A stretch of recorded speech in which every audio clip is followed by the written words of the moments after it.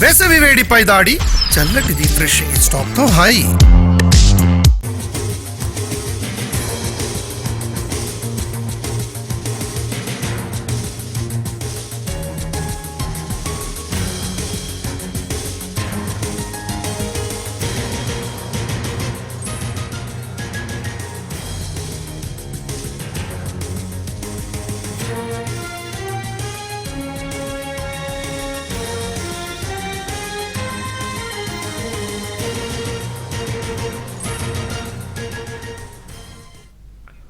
మహబూబాబాద్ జిల్లాలో నర్సింగ్ కళాశాల విద్యార్థులకు ఫుడ్ పాయిజన్ అయింది.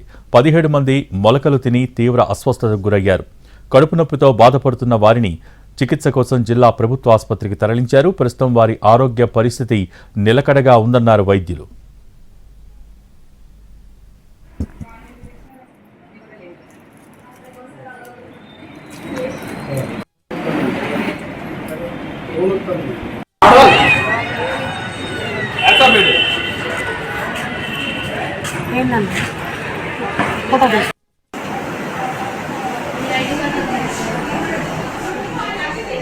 మహబూబాబాద్ జిల్లాలో నర్సింగ్ కళాశాల విద్యార్థులకు ఫుడ్ పాయిజన్ అయింది.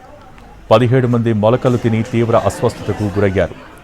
కడుపు నొప్పితో బాధపడుతున్న వారిని చికిత్స కోసం జిల్లా ప్రభుత్వ ఆసుపత్రికి తరలించారు. ప్రస్తుతం వారి ఆరోగ్య పరిస్థితి నిలకడగా ఉందన్నారు వైద్యులు.